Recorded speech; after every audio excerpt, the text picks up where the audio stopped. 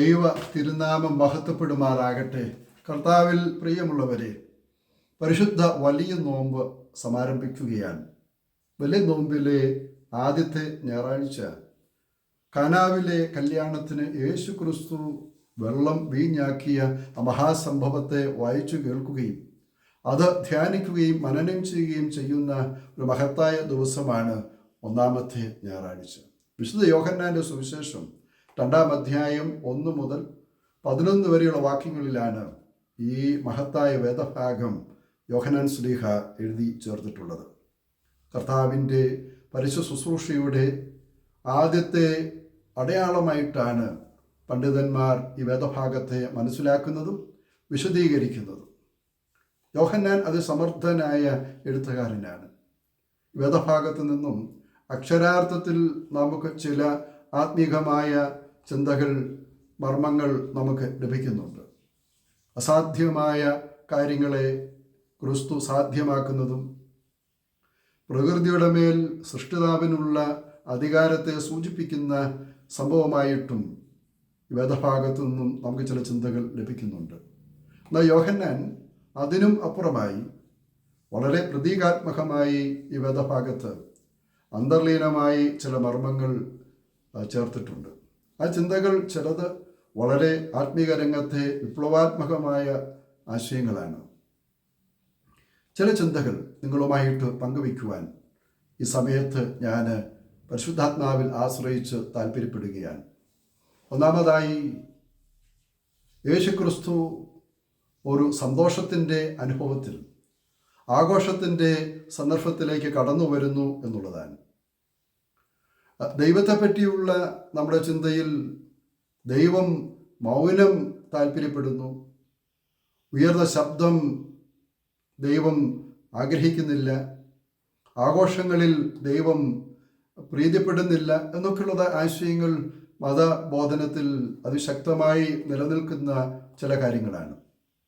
എന്നാൽ പാലസ്തീനിലെ ഒരു വിവാഹത്തെപ്പറ്റി നമ്മൾ മനസ്സിലാക്കുമ്പോൾ അത് വളരെയധികം അനുഷ്ഠാനങ്ങളും ആഘോഷങ്ങളും സന്തോഷവും നിറഞ്ഞ ഒരു സന്ദർഭമാണ് പാലസ്തീനിൽ നടക്കുന്ന വിവാഹ ചടങ്ങുകൾ.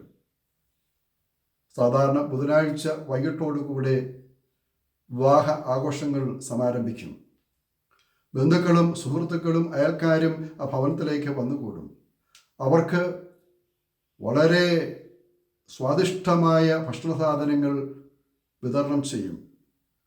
മാത്രമല്ല, അവർക്ക് ഒഴിവാക്കുവാൻ കഴിയാത്ത വളരെ സ്വാദുള്ള വീഞ്ഞുകൾ അവർക്ക് വിളമ്പും.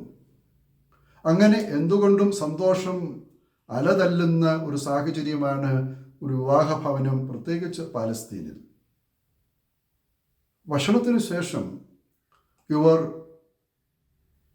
തെരുവിലൂടെ മണവാളനെയും മണവാട്ടിയും വഹിച്ചുകൊണ്ടുള്ള ഘോഷയാത്ര പോകും. മണവാളൻ്റെയും മണവാട്ടിയുടെയും ശിരസിന് മുകളിൽ മേൽക്കട്ടി പിടിക്കും. അവർ രാജകീയ വസ്ത്രങ്ങൾ ധരിക്കും. തലയിൽ കിരീടവും തലപ്പാവും അണിഞ്ഞാണ് യാത്ര. ആളുകൾ പാട്ടുകൾ പാടുകയും ഡാൻസ് ചെയ്യുകയും ആശംസകൾ പുതിയ ദമ്പതികളെ അറിയിക്കുകയും ചെയ്യും. അത്തരം ഒരു ആഘോഷ വേളയിലാണ് ക്രിസ്തു ഇപ്പോൾ സന്നിഹിതനായിരിക്കുന്നത്. പൊതുവെ മതബോധനത്തിൽ നമ്മൾ കേട്ട് പരിചയിച്ചിട്ടുള്ളത്, ദൈവത്തിൻ്റെ സാന്നിധ്യമുള്ളിടത്ത് നമ്മൾ മൗനമായിരിക്കണം, സന്തോഷിക്കുവാൻ പാടില്ല, ആഘോഷങ്ങൾ പാടില്ല എന്നൊക്കെയുമാണ്. ക്രിസ്തു ഒരു പുതിയ ആശയം നമ്മൾ വഹിക്കുകയാണ്. മനുഷ്യൻ്റെ സന്തോഷത്തിൽ, മനുഷ്യൻ്റെ ആനന്ദ വേളകളിൽ ദൈവം സന്നിഹിതനാകുവാൻ ആഗ്രഹിക്കുന്നു എന്നുള്ളതാണ്. മനുഷ്യൻ്റെ സന്തോഷം ദൈവത്തിൻ്റെ സന്തോഷമാണ് എന്നുള്ള ഒരു പുതിയ ആശയം നമ്മൾ വയ്ക്കുകയാണ്. ഇപ്പോഴും ദൈവ സാന്നിധ്യം ഉണ്ട് എന്ന് കരുതുന്നിടത്ത് ആഘോഷങ്ങളും സന്തോഷങ്ങളും ഒഴിവാക്കണം എന്ന് ആശയങ്ങൾ വയ്ക്കുന്ന ആളുകൾ നമ്മുടെ ചുറ്റുപാടുമുണ്ട്.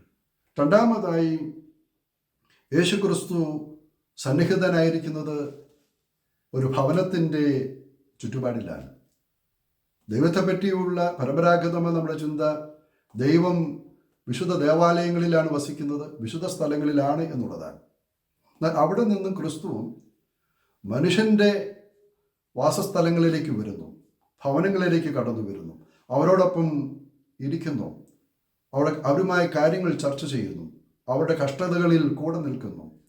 അങ്ങനെ ഡൊമസ്റ്റിക്കേറ്റഡ് ആയിട്ടുള്ളൊരു ദൈവത്തെ നമ്മൾ കാണുകയാണ്. ഭവനത്തിൻ്റെ കേന്ദ്രമായി ദൈവത്തെ ക്രിസ്തു അവതരിപ്പിക്കുകയാണ്. അപ്പം ദൈവം വിശുദ്ധ സ്ഥലങ്ങളിലെ കരിങ്കൽ ഭിത്തികൾക്കുള്ളിൽ വസിക്കേണ്ടവനല്ല, ദൈവം സാധാരണ മനുഷ്യനോടൊപ്പം വസിക്കേണ്ടവനാണ്. ക്രിസ്തുവിനെ നമ്മൾ പരിപൂർണമായി പഠിക്കുവാൻ, സമഗ്രമായി മനസ്സിലാക്കുവാൻ ശ്രമിക്കുമ്പോൾ കാണുന്നത് ക്രിസ്തു എപ്പോഴും തെരുവുകളിലാണ്, മനുഷ്യരുടെ മധ്യത്തിലാണ്, പാടങ്ങളിലാണ്, കഷ്ടപ്പെടുന്നവരോടൊപ്പമാണ്.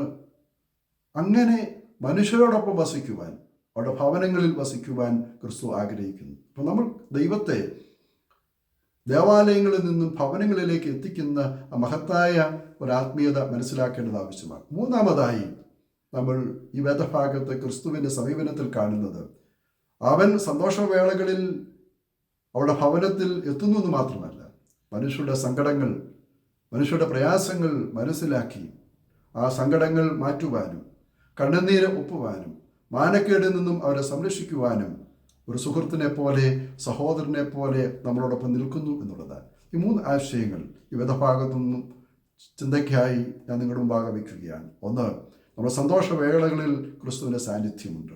2, ക്രിസ്തു നമ്മുടെ ഭവനങ്ങളിൽ വസിക്കുവാൻ ആഗ്രഹിക്കുന്നു, വിശുദ്ധ സ്ഥലങ്ങളിൽ മാത്രമല്ല. 3, നമ്മുടെ സങ്കടങ്ങൾ, കഷ്ടതകൾ മാറ്റുവാൻ അവൻ തയ്യാറാണ്. പ്രാർത്ഥിക്കാം. കാരുണ്യവാനായ കർത്താവേ, ഞങ്ങളുടെ സന്തോഷവേളകളിലും ദുഃഖത്തിൻ്റെ വേളകളിലും നീ ഞങ്ങളോടൊപ്പം ഉണ്ടായിരിക്കണമേ. ഞങ്ങളുടെ ഭവനങ്ങളിൽ നീ ഉണ്ടായിരിക്കണമേ. ഞങ്ങളുടെ കഷ്ടതകളെ, സങ്കടങ്ങളെ നിന്റെ സാന്നിധ്യത്താൽ മാറ്റിയെടുക്കുവാൻ ഉള്ള കഴിവും അതിനുള്ള വിവേകവും ഞങ്ങൾക്ക് നൽകണമേ. ആമേൻ.